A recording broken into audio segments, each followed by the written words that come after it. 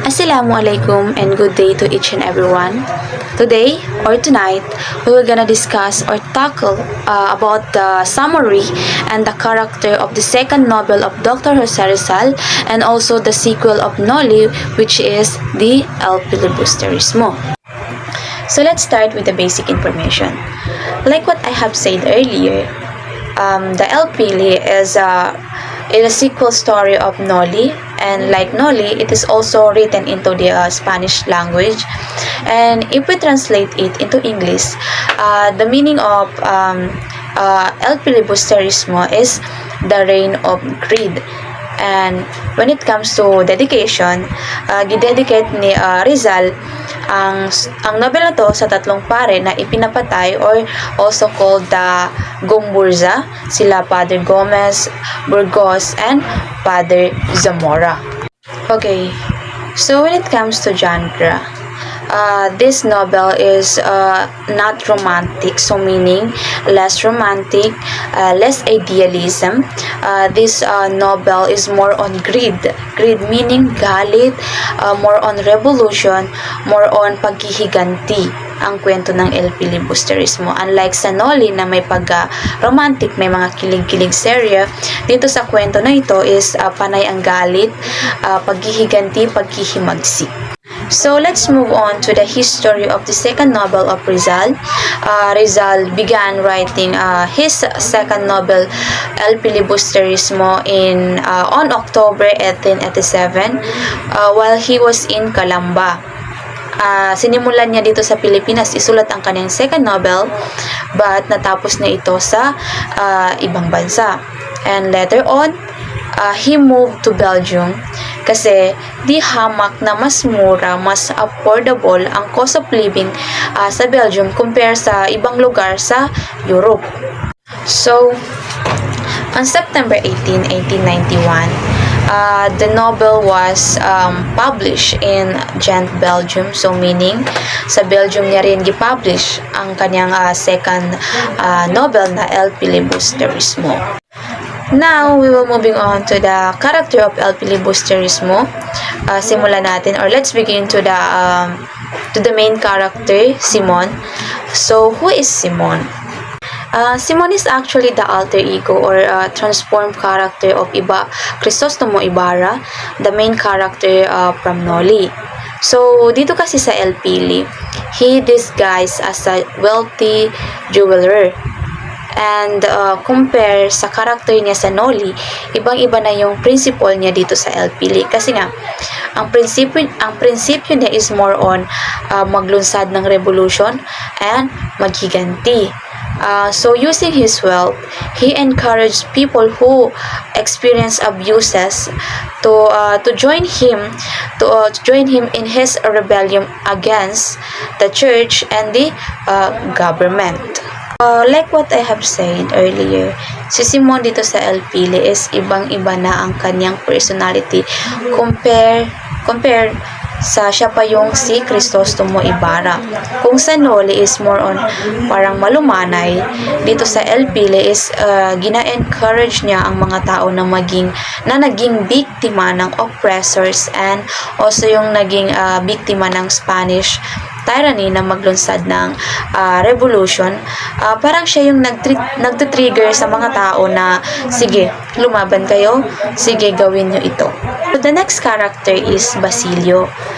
Si Basilio is ito yung natitirang anak ni Sisa kasi namatay na si Crispin sa story ng Noli.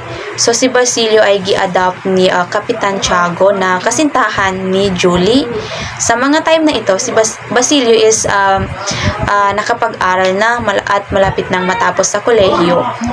At ang kanyang kurso dito is medicine. Kagaya ni Rizal, isa siyang aspiring doctor. The next character is Isagani. Si Isagani ay isa siyang poet or manunula at ito ay best friend ni Basilio. Ang personality ni Isagani is more on emotional siya and reactive student leader.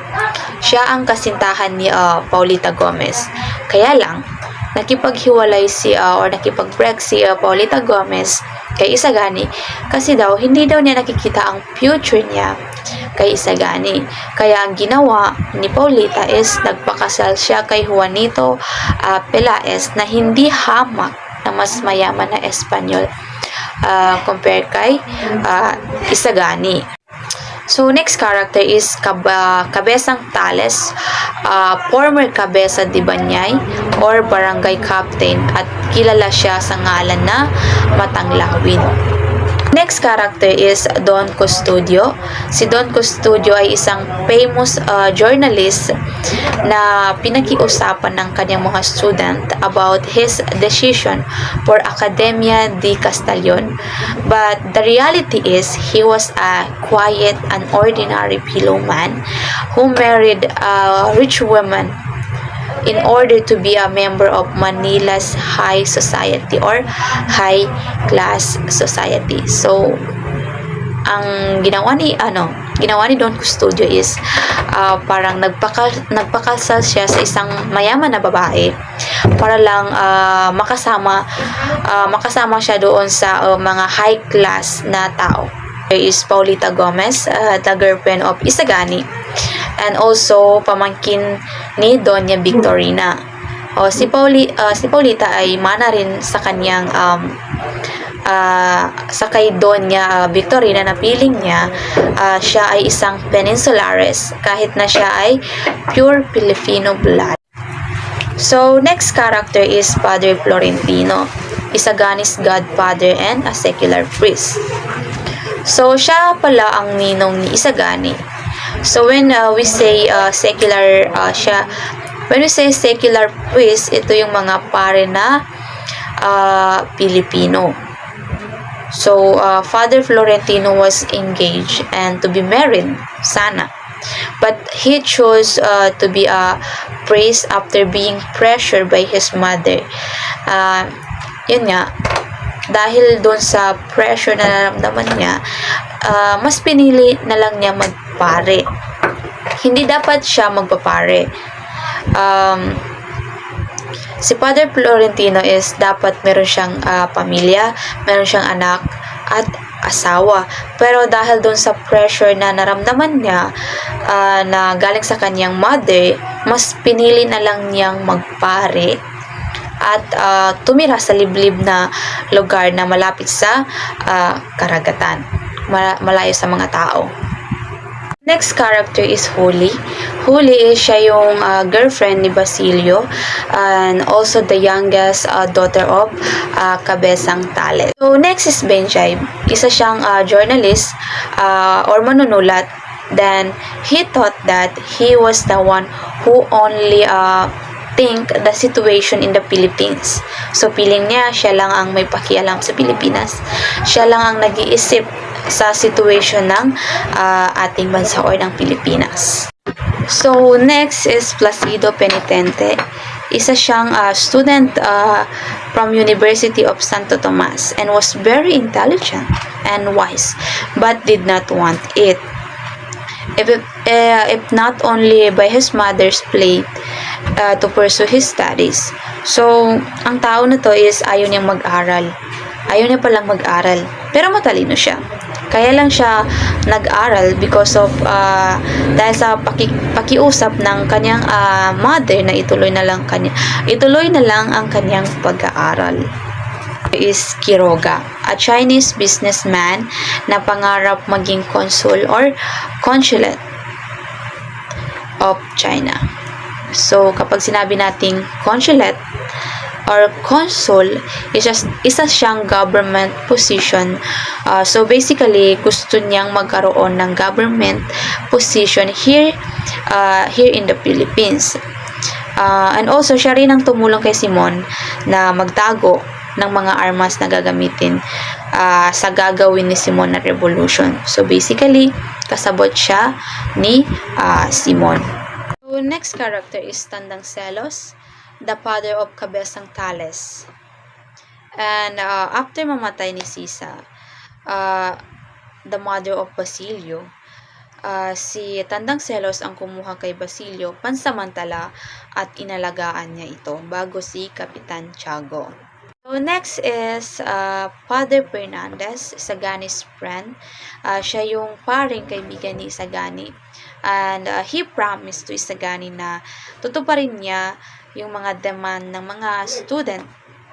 Kasi nga, ang pare na ito ay kaibigan ni Sagani. Kung baga, kakampi niya and then ngayon humihingi ng reforma itong mga student. At parang naging mediator si Father Fernandez doon sa ibang mga pare. The next character is Attorney Pasta, isang lawyer sa Manila. So itong mga character na mini-mention ko is hindi na siya masyado important ang mga role nito, but at the same time meron silang significant impact. Kumbaga meron silang nagawa para maging maganda ang story. Yun. So, next character is Captain General. No specific name kasi nga maraming Captain General. Captain General is the powerful highest official in the Philippines. And the last one is Padre Sibayla. Siya yung pare sa Noli. Like, isa siyang paring Pilipino, kumbaga nag-level up na. Siya yung pare na nag-level up na ang kanyang posisyon kasi nga naging vice vector na siya ng UST. So, those are the characters of El Pili. So, let's proceed to the synopsis or the summary of El Pili. The story of El Pili revolves to each main character, which is Simon, who is an affluent jeweler. Simon is actually Crisostomo Ibarra of the Noli, whom every thought that he had been killed by Guardia Civil at Laguna de Bay. And suddenly, he had escaped and fled to Cuba. He became wealthy and made connection with the influential Spanish official. Upon his return to the Philippines after many years, he became very influential as the governor general who owes so much to him, consult him in making decision. So, umiikot ang kwento ng El Pili sa pagbabalik ni Crisostomo Ibarra, pero iba na ang kanyang, hindi na bilang Crisostomo Ibarra. Nag-iba na ang katauhan niya, siya na ngayon si Simon. 13 years ang nakalipas matapos ang nangyari sa kwento ng Noli na nakatakas siya kasi nga akala ng Guardia Civil is napatay nila si Crisostomo Ibarra, pero ang totoong napatay nila is si Elias at nakaligtas si Juan Crisostomo Ibarra na ngayon pumunta sa Cuba. So nakatakas siya, pumunta ng Cuba and he became rich. Nagkaroon siya ng connection sa mga influential Spanish official. So, upon his arrival in the Philippines, mas naging influential si Simon dahil daw, every time may gagawing decision ang Governor General, kumbaga humihingi muna ito ng opinion or kinukonsulta muna niya si Simon. So, ganun kalaki ang role ni Simon sa El Pili. Part na ito, may malaking plano na si Simon. Yun ang gumanti sa mga Spanish official and also to rescue Maria Clara na nasa kumbento. So, sa mga followers or kasama niya sa kanyang plano is yung mga taong nakaranas ng oppression, pagmamalupit, and injustices from Spanish official. So, doon sa plano ni Simon na mag-create or maglunsad ng isang rebellion or revolution, isa sa mga na-recruit niya is si Basilio at isa na rin sa mga naging kasama ni Simon sa plano niya is si Cabezang Tales na isang kadeza de barangay or dating captain na nakaranas ng maltreatment or yung pang-aabuso ng mga Spanish official. So, napapansin natin dito na iba na talaga ang karakter ni Simon. Parang siya yung nagiging kontrabida, not totally kontrabida, pero ang ginagawa niya is siya yung nag-encourage sa mga tao na mangurakot sa government at huwag matakot na abusuhin ang mga tao para daw ang mangyari is mas magalit yung mga taong na biktima. Parang gina-trigger niya or pinag-aaway niya or mas pinapagalit niya yung mga yung dalawang panig para daw magkaroon ng revolution. So ngayon, yung revolution na plano niya is hindi natuloy.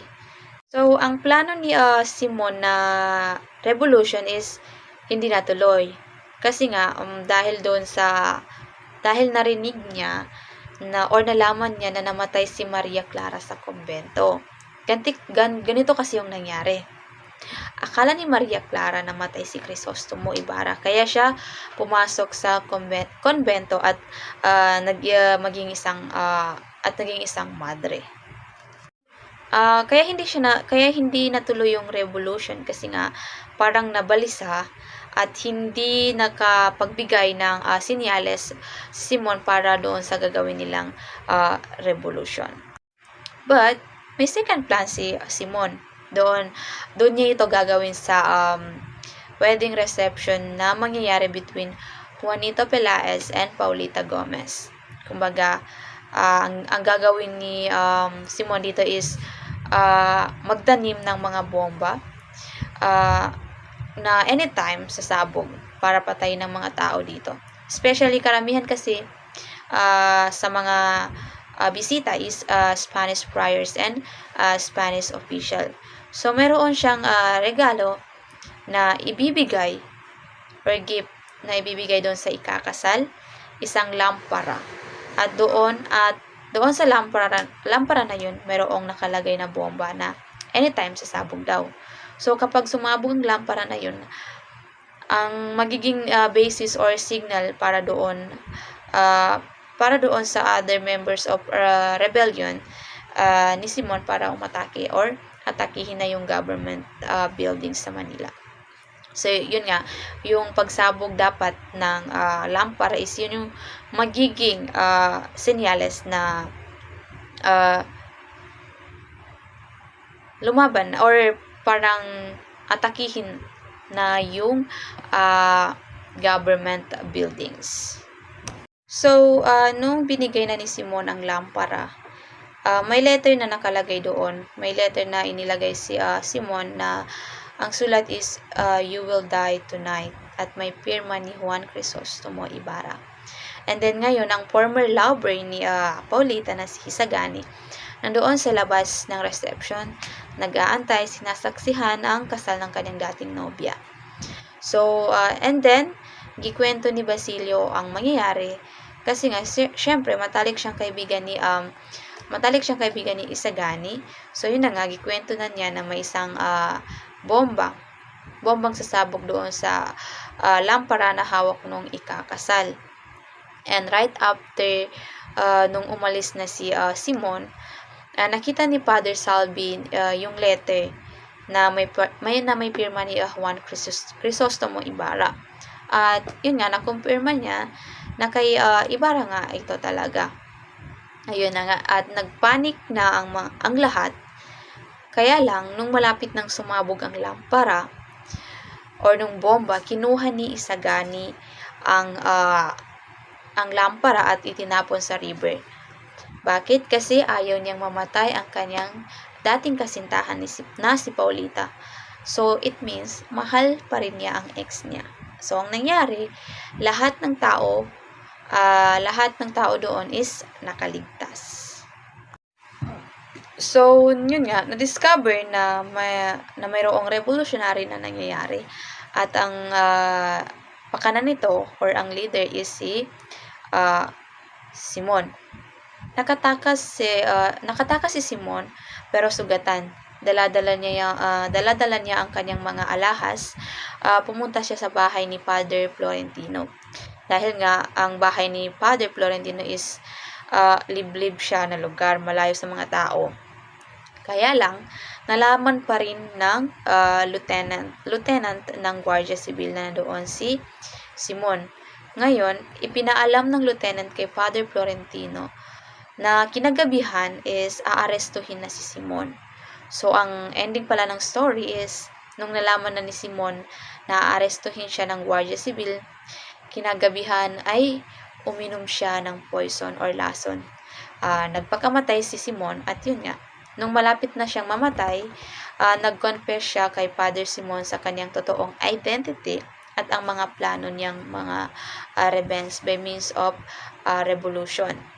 So, ayun nga, itinapon ni Father Florentino ang mga alahas ni Simon para hindi magamit sa kasamahan at kasakiman. Pero, umaasa siya na someday kapag may makakuha ng mga alahas na yun, ay sana gamitin sa kabutihan. So, that's the ending of story. Okay, so sa dulo ng El Filibusterismo, kitang-kita natin ang bigat ng emosyon at kabiguan ni Simon, na sa totoo ay si Crisostoma Ibarra, ang dating idealistic na lalaki sa Noli Me Tangere na naniniwala sa reforma. Pero sa El Fili, nagbago na siya. Punong-puno siya ng galit, pait at paghihiganti dahil sa lahat ng sakit at kawalang katarungang naranasan niya. Kaya naman, imbis na reforma, revolusyon at karahasan na ang pinili niyang paraan, pinlano niya ang isang malaking paghihiganti, isang sabay-sabay na pag-atake sa mga simbolo ng kapangyarihan ng mga Kastila at Pry. Akala niya sa ganitong paraan magigising ang mga tao at magbabago ang sistema. Pero sa bandang huli, pumalya ang plano niya.